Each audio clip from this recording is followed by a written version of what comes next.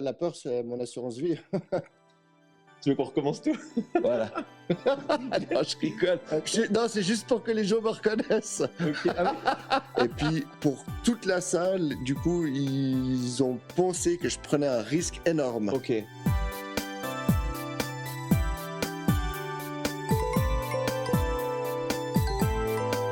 La crème fraîche. Bonjour à tous et bienvenue dans La Crème Fraîche, le podcast des backstage de l'événementiel et du monde du spectacle. C'est un des premiers épisodes, donc je suis hyper content de vous recevoir dans ce nouveau format. Mon ancien format, c'était le Sens Média. On avait parlé des gens qui ont changé de parcours de vie. Là, on parle des coulisses de tout ce qui nous intéresse en termes d'événementiel. Mon invité du jour, il s'appelle Matt Rebaud. Il est suisse, il m'accueille chez lui dans le canton de Fribourg. On est actuellement dans son garage avec toutes ses motos. Ceux qui nous regardent sur YouTube, sur la crème fraîche, la.crème.fraîche, vous pouvez voir où est-ce qu'on est. Alors il m'a expliqué, Mathieu, on va en parler après. Toutes ces motos qui sont derrière sont les motos avec lesquelles il a concouru. Pourquoi? Il a concouru dans quoi? Qu'est-ce qu'il a fait exactement? Eh bien, il est champion du monde de motocross freestyle. Alors oui, rien que ça. Vous le savez, la crème fraîche, le concept, c'est d'aller poser des questions à ceux qui font les événements qui nous fascinent. Alors, il y a des artistes de tout type, des techniciens, des hommes et des femmes de l'ombre, des personnalités médiatiques et des sportifs de haut niveau, parce que les événements sportifs, finalement, c'est ceux qui nous fascinent le plus, peut-être.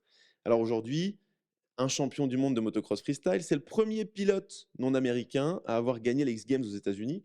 Est-ce que c'est juste? Exactement. C'est juste. On a donc la chance de pouvoir poser des questions à un champion de ce sport où la prise de risque et le spectacle sont omniprésents. Alors salut Matt, merci de m'accueillir chez toi. Bonjour à tous, c'est cool de vous avoir. J'espère que ça va être intéressant. Bien sûr que ça va être intéressant parce que tu es là.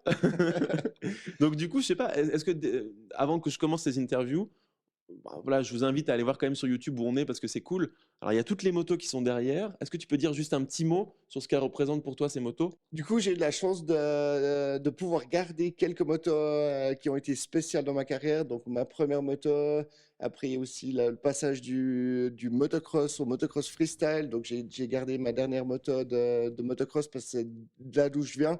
Et puis, j'ai ma dernière moto à explosion, en fait, de combustion. Maintenant, je roule avec des motos électriques. Donc, j'ai fait le switch sur moto électrique. J'ai ma moto où j'étais champion du monde. Et juste derrière moi, la moto avec laquelle j'ai fait le premier backflip. Ok. Tu en as fait d'autres depuis?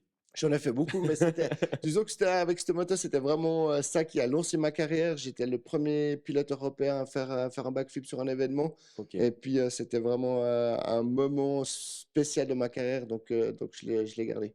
On va y venir après sur les... On va parler de peur, on va parler de prise de risque et on va parler aussi des plus grands défis que tu as pu avoir, toi, dans ta carrière. Alors, des défis qui peuvent être des gros défis pour toi ou des gros défis pour ce sport, en fait. On va parler de tout ça. En face, il y a tous les casques. Alors, je vais essayer de prendre un plan après, je vous montrerai sur YouTube. Alors, il y a plus de casques que de motos. Du coup, alors j'ai beaucoup d'autres motos que j'ai pas pu garder. Okay. C'est juste des motos avec lesquelles j'ai eu des moments spéciaux. Et puis là, il y a non plus pas tous mes casques parce que j'ai pas pu non plus tous les garder, mais c'est une grande partie de mes casques durant toute ma carrière, que ce soit de mon premier casque. J'ai aussi le casque à mon grand-papa parce qu'en fait, on est une famille de motards qui faisaient du motocross. Mon grand-père faisait du motocross, mon père en a fait, et puis j'ai naturellement suivi la ligne.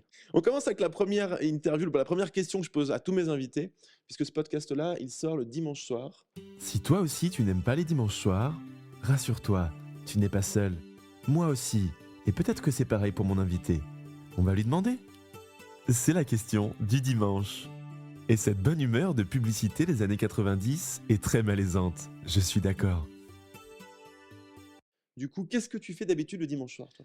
Alors, le dimanche soir, je suis généralement fatigué. Disons que je suis à l'inverse des gens, c'est que du coup, je travaille le week-end, je m'entraîne aussi la semaine, mais généralement, les week-ends, c'est sur les événements. Et le dimanche soir, ce dimanche soir, c'est cool parce que j'ai eu un événement qui était que le samedi, donc je suis rentré cette nuit. Mais généralement, le dimanche soir, je suis sur la route pour être de retour à la maison et pour être de retour le lundi matin avec le petit déjeuner avec les enfants. Ok. Donc le dimanche soir, en général, tu n'as qu'une envie, c'est de te reposer, quoi. Voilà, le dimanche soir, C'est un vendredi soir pour c'est un toi. moment spécial, mais oui, c'est un peu un vendredi soir pour moi. Ok. Sauf que le dimanche soir, je vais pas faire la fête, c'est plus pour récupérer des week-ends. Je suis généralement courbaturé. Ok, ouais, je vois bien. Très bien. Après la question du dimanche, j'ai l'habitude de poser la question fraîcheur, puisqu'on parle de la crème fraîche. Donc toutes les interviews sont autour un peu du champ lexical de la crème. Euh, la fraîcheur, c'est ton actu, c'est ton moment promo. Alors je mets 6 belles cuillères à soupe de crème fraîche. Et voilà, c'est bien, c'est copieux. Je vais en mettre encore un petit peu parce que je sais qu'on est toujours très gourmand. Qu'est-ce que tu fais en ce moment, Matt? Quelle est ta promo du moment? Alors, ma promo du moment, bah, disons que j'ai de la chance, ça fait maintenant plus de 20 ans que je suis professionnel en motocross freestyle. Et puis, j'organise et je roule sur des événements de motocross freestyle. Donc, que ce soit, je peux proposer le show de freestyle clé en main avec réception, rampe de décollage et speaker et tout le concept. Ou alors, des fois, je me fais juste engager par un organisateur qui me prend pour rouler sur son événement. Je suis dans une période de ma carrière où je fais plus de compétition. Disons que maintenant je suis marié, j'ai 2 enfants et depuis que j'ai des enfants, j'ai arrêté les compétitions, je fais que des démonstrations. On va dire que je suis dans la période cool de ma carrière. D'accord. Mais disons que je suis plus le petit jeune qui monte, mais je suis le vieux qui essaie de rester. Et puis voilà, j'ai une vie super cool, quoi. Alors ta vie est super cool, mais est-ce qu'il y a une limite? Est-ce que tu vas pouvoir faire ces événements-là, autant dans l'organisation que dans la performance? Parce que maintenant tu fais un peu les deux, j'ai l'impression. Euh, Physiquement et au niveau de l'âge, etc. Tu vas continuer à pouvoir faire des backflips jusqu'à 50 ans, 55 ans? C'est la grande question. Ok. Disons que, on va dire que quand j'en avais 20, je disais, ah, bah, je vais essayer d'aller jusqu'à 30. Ouais. Quand j'en avais 30, je me disais, bah, ça serait cool d'aller jusqu'à 35. Là, j'ai 41 ans et puis bah, ça continue. Mais disons que aussi, je me concentre aussi à préparer l'après-carrière de sportif. Et alors, bah, on s'est déjà vu une fois sur un événement, on s'est rencontrés sur un événement motocross au Cobalt X-Run qui est en Suisse, à Lutry, et tu parlais beaucoup d'événementiel. Donc tu veux plutôt orienter ta carrière vers aujourd'hui de l'organisation d'événements motocross? Voilà, en fait, disons que je me suis concentré un peu là-dessus. C'est ce que j'aime. C'est un milieu que je tourne dans les événements depuis tout petit. J'ai fait le SAVI en événementiel et sponsoring. Ok, Donc, du coup, j'espère pouvoir rester dans ce milieu et dans cette adrénaline de l'événementiel. ok, très bien. Donc organiser les événements autour de ce sport sans être sur la moto, c'est un truc que tu peux envisager ou tu sens que ça va quand même être trop frustrant et tu monteras de toute façon sur la moto? Non, non, il faudra que je fasse le pas. Je pense c'est bientôt là, mais disons que pour le moment, la moto marche bien, j'ai toujours le niveau, j'ai toujours du plaisir, donc pour le moment, je continue. Ok, bon, très cool. Alors c'est parti, l'interview onctueuse. L'interview onctueuse. Elle est hyper onctueuse, c'est un vrai bonheur. Ça va, c'était bien, c'était simple ce jingle. Ça suffisait. Dans quel état tu es juste avant de démarrer la moto alors que tu sais que tu vas prendre un risque et faire des tricks en te mettant en danger? Alors, en fait, dans la vie, tout est question de point de vue. Effectivement, pour les personnes qui sont à l'extérieur, ça paraît un risque énorme. Après, ce qu'il faut bien comprendre, j'ai reçu ma première moto à l'âge de 4 ans. Depuis tout petit, j'ai commencé à faire des sauts. Et puis, effectivement, le saut un peu normal, c'est 23 mètres de long et à peu près une dizaine de mètres de hauteur. Mais disons j'ai pas commencé par faire ce saut-là. Et puis, c'était plus ou moins de mètre par mètre, de faire un saut plus gros, faire un saut plus gros. Et puis, bah, disons que c'en est venu mon métier, je me suis spécialisé là-dedans, mais disons que c'est pas venu tout de suite et je m'entraîne tous les jours le plus dur possible pour pouvoir me préparer à toutes les positions délicates dans lesquelles je pourrais me retrouver. Après, bah, bien sûr, le risque zéro n'existe pas, mais disons que quand je suis sur la moto, je suis concentré et préparé pour faire le saut. Ok, je rebondis sur ce que tu dis et sur cette première question liée à justement dans quel état tu te trouves juste avant de démarrer la moto. Tu dis que tu es très concentré. Est-ce que tu as de la peur ou la peur, elle fait pas partie de toi à ce moment-là? Non, bien sûr, j'ai de la peur. La peur, c'est mon assurance vie. Donc, je crois que c'est normal. Le jour que tu as plus peur quand tu montes sur une moto, Tu fais n'importe quoi. il faut pas monter sur la moto. Après, bah, disons que quand je roule, c'est cool parce que c'est un mélange de concentration, d'adrénaline et aussi de liberté. Et puis, bah, du coup, c'est top quand t'as le feeling que tu as quand tu sautes, que tu fais la figure parfaite, que le geste est parfait, que tu te poses nickel. C'est une satisfaction assez cool. Et ça arrive à quel pourcentage? Je veux dire, quand tu tentes quelque chose, tu réussis combien de Ah, ce en que tu motocross tentes? freestyle, t'as pas le droit à l'erreur. Quand tu fais une erreur, tu le payes cash. Donc voilà, Donc ouais, il faut pas, tomber. mais ça doit arriver. Alors oui, malheureusement, Quelle est la ça fréquence des arrive. accidents? Il n'y a pas de fréquence en fait, ça dépend tous les pilotes. Mais disons que la chute, c'est vraiment quelque chose qu'il faut pas compter avec. Faut pas compter avec. Mais par exemple, dans une carrière, toi qui connais ta carrière, mais aussi la carrière des autres compétiteurs, tu dirais que tout le monde s'est cassé la gueule une fois, tout le monde s'est cassé la gueule 10 fois, tout le monde a mis sa vie en danger, ou tu dirais que justement, comme tu viens de dire, comme la chute n'est pas trop envisageable, alors il y a quand même une prudence et du coup, ben, finalement, vu le nombre de fois où vous montez sur la moto, il y a très très peu d'accidents. Quel serait ton avis par rapport à ça? Après, alors, mon avis, c'est assez difficile de le dire. J'ai beaucoup de journalistes qui me posent la question Bah oui, combien d'os je me suis cassé, ouais. mais je réponds pas et j'ai jamais compté. Et pour moi, les blessures et les chutes, c'est vraiment la mauvaise partie du sport. Et puis, je crois que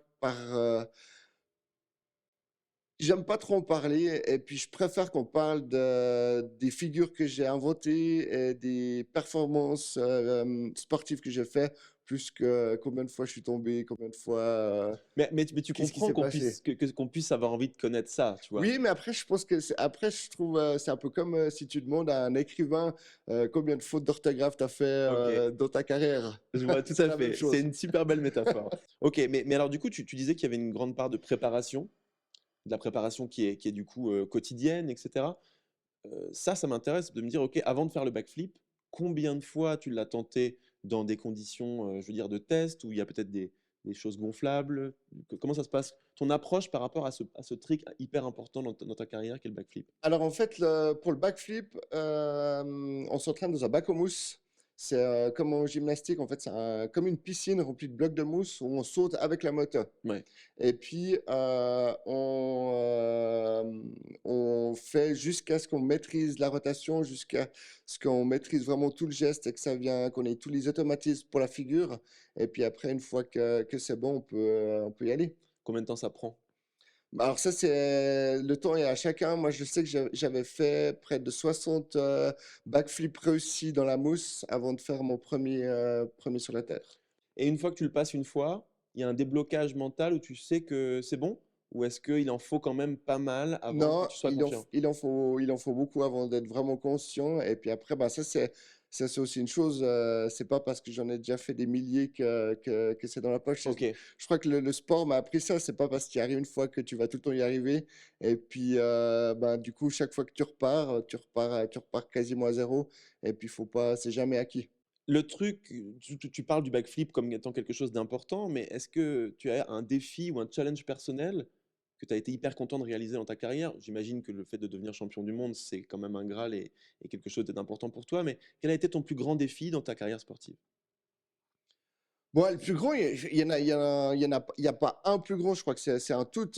Je crois que quand tu es sportif, tu trouves à chaque fois des nouveaux défis et puis ça fait partie du coup de ta vie. Ouais. Ben moi, je me rappelle quand j'étais jeune, du coup, tu essayais d'être le premier champion suisse à l'âge de 11 ans, après le premier, le plus jeune pilote roulé en championnat du monde, puis après le premier à faire le backflip en Europe, le premier à faire une médaille aux X Games. Enfin, du coup, C'est crescendo à chaque fois, quoi. c'est un enchaînement de défis que tu te fais. Puis je crois que c'est aussi ça qui fait la beauté d'être sportif professionnel et puis de pouvoir vivre de sa passion. Et puis, mais du coup, effectivement, c'est assez éreintant parce que tu es toujours dans le challenge. Ouais, ouais, ça s'arrête jamais. Il y a toujours un objectif nouveau. Mais après, c'est aussi ça qui est cool parce que là, du coup, ça fait 20 ans que je suis professionnel et puis il y a toujours quelque chose de nouveau à faire, d'explorer des nouvelles choses. Et puis, même après 20 ans de carrière, j'ai toujours autant de plaisir d'aller m'entraîner et puis de rouler avec la moto. Maintenant, bah, du coup, je suis vraiment sur le challenge de la moto électrique et puis de pouvoir explorer tout ce que la moto électrique peut m'apporter. J'ai pu rouler dans la nature suisse, j'ai pu aller à l'axe sur la neige, alors qu'avec une moto normale, ça aurait été juste impossible d'avoir les autorisations. Ah oui, d'accord. Dans le Colorado, ils auraient accepté? Aux États-Unis, ça aurait été beaucoup plus facile, oui. Ok. Justement, sans transition, encore une fois, j'ai regardé pas mal d'interviews de toi, et notamment une où tu parles des États-Unis et du fait qu'effectivement, bah, c'est un sport qui est beaucoup plus médiatisé là-bas qu'ici. C'est assez logique en soi, hein, bien sûr. Ce sont des sports américains, les sports de moteur sont Mais beaucoup plus. ouais, c'est les sports motorisés, ils sont Voilà. vraiment beaucoup plus populaires aux États-Unis que chez nous. Mais est-ce que tu as des anecdotes, du coup, justement un peu onctueuses comme ça à nous raconter sur ton arrivée aux États-Unis, comment tu découvres cet univers là-bas, entre le moment où tu mets le premier pied aux États-Unis et que tu fais ta première compétition, et le moment où tu gagnes les X Games, j'imagine qu'il a dû s'en passer, des allers-retours, des compètes et des découvertes de qu'est-ce que c'est que ce sport là-bas. Ah, ça a été assez vite en fait, parce que du coup, j'ai fait déjà beaucoup de compétitions en Europe et puis je suis parti aux États-Unis. C'était vraiment un rêve d'enfant. Et Ouais, puis du coup, je suis vraiment parti un peu tenter ma chance là-bas. Et puis j'ai eu ça m'a pris 6 mois avant de pouvoir bah, rouler aux X Games et puis faire ma première médaille. J'ai fait deuxième au Winter X Games. Mais disons que c'est assez court. En 6 mois, j'ai pu me débrouiller, mais ouais. c'était 6 mois assez difficiles. L'anecdote, un truc qui était assez drôle, c'est que du coup, les X Games, c'est en direct sur ESPN, qui est vraiment une grosse chaîne aux Bien États-Unis. sûr. Et puis, c'est un peu comme quand tu roules aux X Games, c'est un peu comme si tu roules, enfin, si tu joues au championnat d'Europe de foot ou un truc comme ça. Ouais. Et puis là, du coup, j'ai fait une médaille, j'ai fait deuxième. Donc du coup, quand je suis rentré en Suisse, les gens à l'aéroport aux États-Unis me reconnaissaient. Et puis du coup, Ils te j'ai demandaient fait des plein de photos, des photos autographes. et voilà. Arrivé en Suisse, personne m'a reconnu. Et puis j'ai passé incognito Ok. dans l'aéroport de Genève. C'était juste drôle en fait. Oui, parce que, enfin, de ce que je comprends de qui tu es, tu cherches pas forcément cette célébrité ou Non, mais j'ai de cette la chance que visibilité. du coup j'ai un casque et puis que les gens, j'ai un casque et puis j'ai un sponsor qui est assez lié à mon image. Donc si j'ai pas mal la casquette ou si j'ai pas mon casque, les gens me reconnaissent peu. Ok, d'accord. Et Ce qui m'arrange. ça t'arrange, c'est ça, ouais, tu préfères ça plutôt que d'être surexposé et d'avoir sans arrêt quelqu'un qui vient frapper à ta porte pour te demander quelque chose? Voilà. Non, bah après, puis après, je crois que c'est aussi la mentalité suisse Ouais, qui est assez tranquille. Et puis voilà. ok. Donc, si encore aujourd'hui tu vas aux États-Unis, il y a des gens qui te reconnaîtraient encore aujourd'hui, ou tu penses que les années passent et finalement les champions se succèdent et les gens oublient vite, ou tu dirais que tu as encore une notoriété outre-Atlantique? On va dire dans le milieu, oui, les gens me reconnaissent. Après, je sais pas, bah, du coup, ça fait maintenant 7 ans que je suis marié, ça fait 7 ans que j'y suis pas retourné. Ok, d'accord, d'accord. Mais c'est un projet? Tu vas y retourner un jour, tu Je penses? vais retourner, bah maintenant on a 2 enfants et puis on aimerait y retourner. Le plus jeune a 3 ans, donc on va attendre qu'ils soient un peu plus âgés. Et puis bien sûr, j'ai envie de leur montrer où j'habitais et puis de montrer en fait ma famille à mes copains américains. Ouais, ouais, d'accord. J'ai une dernière question dans cette interview. C'est le rapport que vous avez entre pilotes. Est-ce qu'il y a de la vraie compète ou enfin, tu peux avoir de la vraie compète saine, mais je veux dire, est-ce que vous êtes tous un peu, il y a brotherhood, on est tous ensemble ce show? Est-ce qu'il y a de la compète qui peut être parfois un peu intense où vous regardez pas, vous pouvez pas être potes? Quel est le climat dans ce sport-là, à haut niveau? Ça dépend tout si la caméra tourne ou pas. Justement, les deux, je veux bien voir les deux. Non, bah après c'est sûr que bah du coup on est un sport freestyle, donc bah du coup quand on est à l'arrivée et puis qu'on est sur un événement, on est tous potes, on félicite l'autre et tout. Mais après c'est sûr que quand on est la semaine à l'entraînement et tout, bah on s'entraîne pour Être meilleur que gagner l'autre, évidemment. et puis dans une compétition t'as pas d'amis quoi. Mais Ouais. après c'est normal dans le sport et puis il n'y a pas de malaise, c'est juste que bah, chacun veut gagner et puis le sport est dur. À la fin du week-end il n'y en a qu'un qui gagne. Ouais, c'est ça. Ok, donc c'est un sport où on est tous peace, c'est cool, on fait des tricks et en même temps, toute la semaine, tu te bats pour dépasser ton concurrent, quoi. Bah, On est c'est d'accord. normal. Puis après, bah, du coup, il y a de l'argent qui est en jeu, il y a beaucoup de sacrifices, et puis tout le monde veut gagner. Et puis T'as- voilà. T'as des potes aujourd'hui, maintenant que tu fais plus de compètes officielles de championnat du monde, etc., n'est-ce pas? C'est ce que tu disais? Hmm. Est-ce que tu as gardé des amis, justement, qui à l'époque, eux, étaient tes concurrents, et aujourd'hui, c'est devenu des amis parce que vous êtes plus des compétiteurs? Non, je suis rancunier. T'es rancunier? Donc, t'es un vrai champion. Je Non, pense. mais après, bah, je crois qu'aussi, bah, chaque sportif est mauvais perdant. Autrement, je crois qu'on n'y arriverait pas. Ouais. Et puis, bah, le sport est tellement dur que du coup, bah, il y a aussi beaucoup d'émotions qui entrent en compte. Mais après, bah, c'est comme dans tout, c'est comme dans la vie. Tu as des potes où même quand tu es en compétition avec, tout se passe bien. Et puis tu restes pote. Et puis, bah, tu as des gens que ça se passe moins bien. D'accord. C'est une réponse assez suisse, hein, que tu me fais là. Tu le sais. Ok, merci pour cette interview onctueuse. Maintenant, on va passer à des interviews un peu rapides pour essayer de te connaître un peu plus personnellement que le Matt Robot champion du monde. Alors, c'est parti. J'ai fait une interview crème pastèque frites ou CPF. De la crème. De la pastèque. Et des frites. Comment ça, la musique ne va pas du tout avec les frites? En tout cas, c'est l'interview CPF, crème pastèque frites, 3 trucs qui ne vont pas du tout ensemble. 3 trucs qui vont pas ensemble pour 3 questions qui n'ont rien à voir et qui sont hyper rapides où je te demande de répondre avec spontanéité. La première étant la suivante. La plus grande peur dans ta vie. Toi qui t'es confronté à la peur au quotidien dans ton métier, quelle est la plus grande peur dans ta vie entière? La naissance de mes 2 enfants. J'ai eu une peur bleue et puis c'est un moment génial, mais j'avais tellement peur que ça se passe mal. Et puis je trouve que pour un père, c'est dur parce que du coup, tu es spectateur et puis tu peux T'es pas. impuissant T'es finalement. impuissant et puis, et puis c'est impressionnant, quoi. Ok, rien à voir, ton plat préféré? Sushi. Ok, est-ce que tu pouvais manger des sushis avant de monter sur la moto et de faire ta Non, compétition? non. Alors, bah, du coup, je fais quand même attention pour pas être malade. Donc, je prends pas de risque. Pas de cru et tout ça. Ouais, 48 heures avant de faire avant de faire une compétition, je vais pas manger de poisson Ok. cru ni rien. Il y a le champion du monde de motocross freestyle. Est-ce qu'il a une hygiène de vie obligatoire dans son alimentation, dans ton sport que tu dois faire à côté? Ou est-ce que J'avais. c'est J'ai freestyle? plus. C'était pas ma question. Ça se voit, quoi. C'était pas ma question. Sur le moment, tu es obligé, c'est ça? D'avoir vraiment l'hygiène de vie d'un sportif de haut niveau, d'un athlète? Quand tu es en compétition, du coup, tu voyages beaucoup, les entraînements sont durs, l'entraînement physique est très dur, donc tu es obligé de faire super attention puis d'être en forme, autrement ton corps tient pas, quoi. Mais quand tu dis être en forme, ça veut dire que tu allais à la salle, tu es obligé d'avoir du renforcement musculaire. Voilà, avec j'avais ton un cardio. entraîneur, Laurimier, en fait, qui était le même entraîneur que Didier Cuche. Je me suis aussi pas mal entraîné avec Didier Cuche physiquement. Et puis, bah, si t'as pas une bonne hygiène de vie, tu tiens pas, quoi. Bon, si tu t'es entraîné avec Didier Cuche, je pense que lui avait un sacré physique. Donc, je sais que tu devais avoir un physique super solide aussi. Pas que tu ne l'aies plus, hein. Non, mais je l'ai plus, non, c'est sûr. Peut-être plus le même. Il y a un temps pour tout, C'est sûr. Ok, dernière question de cette interview. La dernière fois que tu as pleuré devant un film ou devant une pièce ou devant du théâtre, est-ce que c'est ton genre d'être un peu émotif?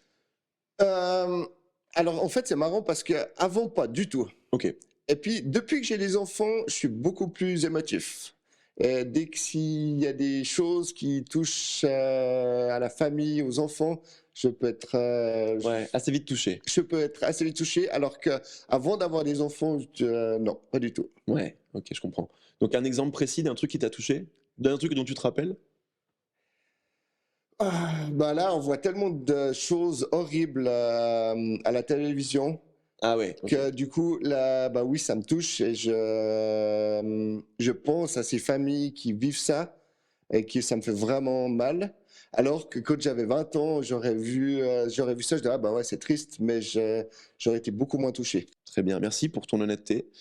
L'interview est terminée, tu vois, ça va vite, c'est cool, 3 questions qui n'ont rien à voir. Prochaine interview, l'interview crème de la crème. Toujours le petit jingle qui vient à un moment donné. Ok, on va essayer un truc. Quand quelque chose est vraiment très très très stylé, on dit que c'est la crème de la crème. À toi. Crème de la crème. Ouais, ok, mais crème, comme ça. Crème de la crème. Non, Non, non. The best of the best. Ouais, absolument, mais c'est pas du tout ce que je t'ai demandé. The crème de la crème. Oui, bon, on n'aura pas mieux. Ça va. This restaurant is the crème de la crème. Exactement. Parfait. C'est parfait. Interview crème de la crème, Matt, il fait la Fashion Week, hein, donc dans chaque interview, il a la casquette d'une façon différente. On est bien. Interview crème de la crème, c'est simple, c'est qu'est-ce que la crème de la crème du cinéma, par exemple, pour toi?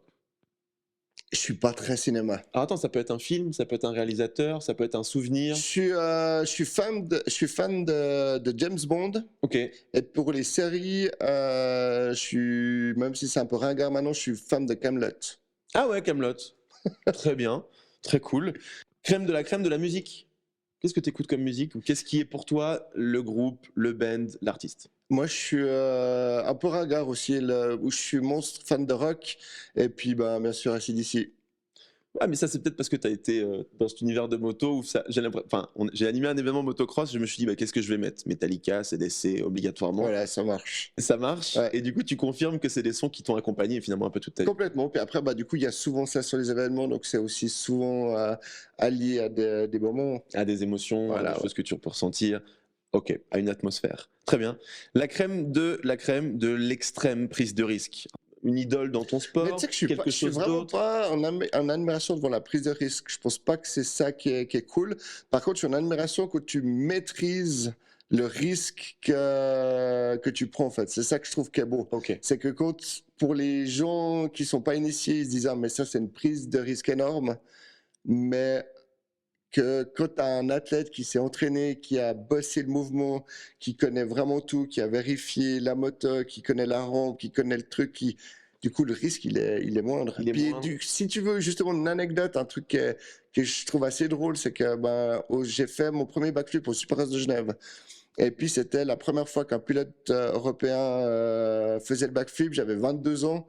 Et puis, pour toute la salle, du coup, ils ont pensé que je prenais un risque énorme. Ok, ouais. Et puis, du coup, Le Supercross de Genève, c'est le plus grand événement de motocross en Suisse. Hein. malheureusement, il n'y a plus. En ce moment, Ok. ça fait 3 ans qu'ils ne le refont pas, mais c'était vraiment le gros événement en Suisse.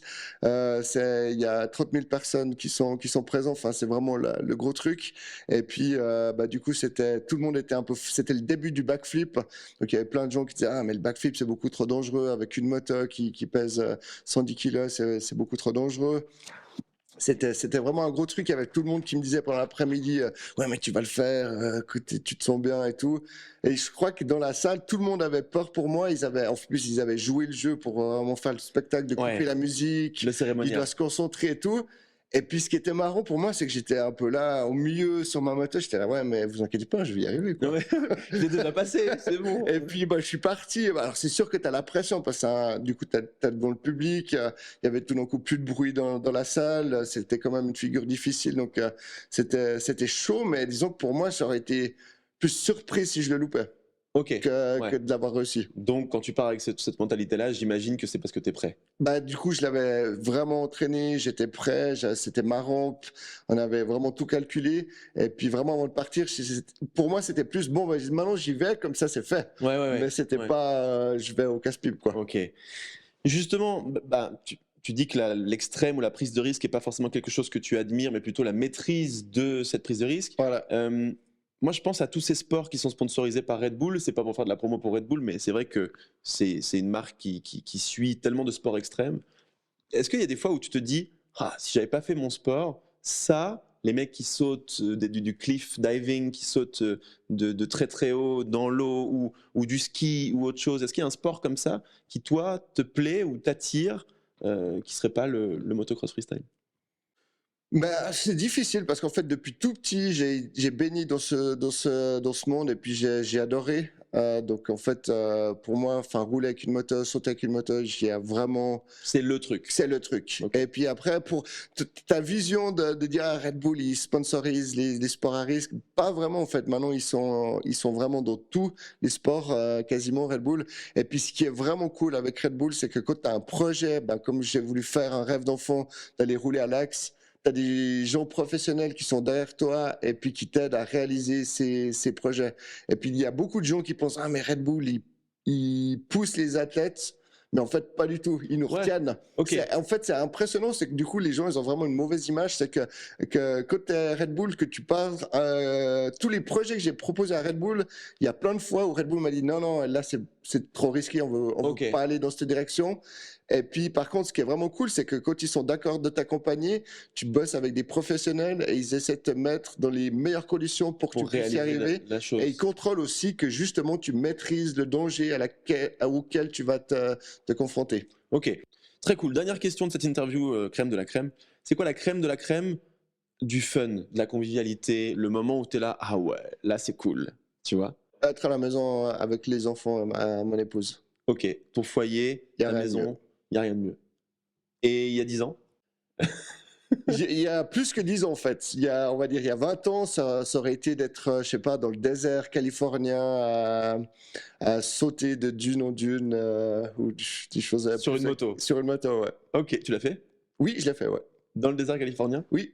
J'ai une question pour toi, ça s'appelle le plaisir coupable. À chaque fois, dans ces épisodes de la crème fraîche, ça se passe de la même façon. Bon, dépêche-toi, on va louper le train. Allez, Oui, d'accord, mais c'est qui porte toutes les valises là voilà, je te l'avais dit, regarde, il passe devant nous. Mais tu te fous de moi Impossible. Attends, je vais aller voir le monsieur là-bas. Bonjour monsieur, Bonjour et bienvenue à la SNCF. Comment puis-je vous aider? pourriez-vous faire revenir le train s'il vous plaît? Mais bien sûr, je peux aussi vous faire revenir la reine d'Angleterre, ça vous dirait? Attendez, vous ne me reconnaissez pas? Ne me dites pas que vous êtes Catherine Deneuve? Ah, excusez-moi Madame Deneuve, je ne vous avais pas reconnu. Je vais rappeler le train tout de suite. Il arrive. Ah, je vous remercie, c'est bien aimable. C'est l'interview plaisir coupable. Quelle a été une fois où tu t'as ressenti un plaisir coupable lié à ton métier ou à ta notoriété par exemple, où tu aurais un peu abusé de ta notoriété, où tu te serais servi de ton métier pour atteindre quelque chose? Est-ce que tu as un souvenir comme ça, un petit plaisir coupable lié à toute ta carrière?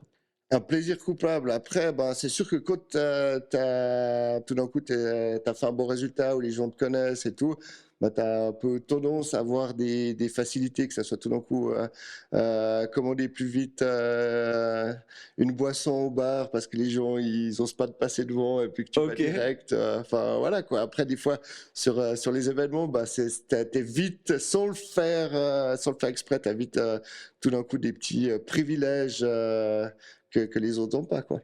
Tu t'en souviens d'un en particulier? Ça m'est déjà arrivé tout d'un coup dans des festivals de demander à un sponsor, hey, je pourrais avoir des billets VIP pour aller un peu Là ou là. backstage, là ou là, ouais, pour des connexions, parce que bah, le monde de l'événementiel, c'est tout le temps les mêmes. Et puis du coup, celui qui fait la lumière, un supercross ou un show de freestyle, c'est tout d'un coup le même qui fait la lumière sur un concert. Et puis du coup, bah, tu Tu le recroises. le recroises et puis tu essaies d'avoir un peu un passe-droit. Ouais, je comprends.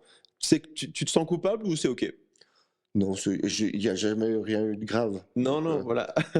Ok. Très bien. Dernière question. Comment est-ce que tu manges la crème? Nous, c'est le goût. Alors, on est évidemment en Suisse, donc j'imagine que la crème fraîche est Non, mais on moins n'est à la pas mode. n'importe où en Suisse. Eh oui. Alors, raconte-moi un peu. Quand On je est te en- dis crème, tu penses à On est en quoi? glane, donc on est juste à côté de la gruyère. Ah Et oui. puis bah, là, du coup, on a beaucoup de vaches autour de nous. Donc la crème, c'est du coup de la crème double et puis sur des meringues. C'est comme ça que ça se mange le mieux. Exactement. Mais tu sais, ça fait déjà 2 interviews que je fais avec des gens qui sont pas forcément d'ici. Et à chaque fois, c'est crème double, meringue. Est-ce que tu penses que c'est le dessert en Suisse le plus plébiscité? Je pense que oui, mais Bah, c'est typique de chez nous. Puis en plus, ben, quand on vient du pays de Fribourg, ben voilà quoi. pas trop le choix. T'as grandi avec la crème double. Si je disais autre chose, je me serais fait lâcher. Ouais, je pense. Ok. Mais attends, ça c'est intéressant. Par exemple, moi je viens de Normandie. C'est pour ça que le podcast s'appelle La Crème Fraîche. C'est que la crème fraîche, elle Oui. fait partie de mon quotidien. J'ai de la crème fraîche tout le temps.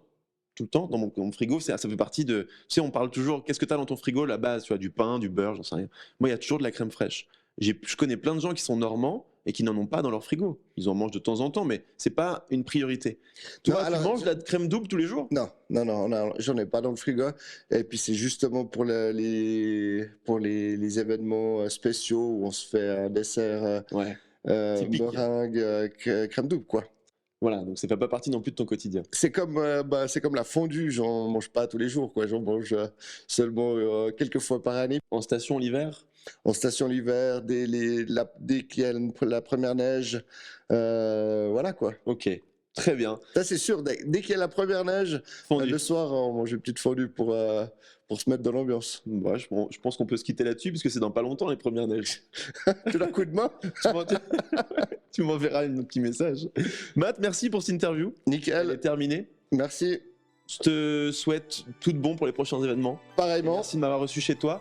À toutes pour un prochain épisode dans la crème fraîche. Vous pouvez suivre partout, mettre 5 étoiles, des commentaires, etc. Mais nous suivre sur les réseaux sociaux, sur Instagram, la.crème.fraîche. À toutes.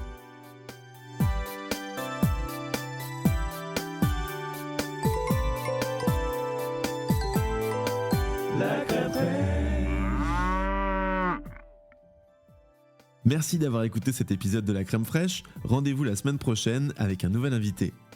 Et j'ai aussi quelque chose à vous dire. Mon rêve, c'est d'animer une émission de télé ou de radio et vous pouvez m'aider à y arriver. Comment ? Eh bien en faisant de ce podcast un succès. Alors vous pouvez partager cet épisode autour de vous, mettre 5 étoiles sur Apple Podcast et vous abonner à la.crème.fraîche sur Instagram et TikTok. Et puis, si vous voulez aller encore plus loin, vous pouvez aussi m'aider à développer ce podcast en me soutenant sur Tipeee. Je vous mets le lien dans la description de cet épisode. Merci et prenez soin de vous. Ciao, à bientôt.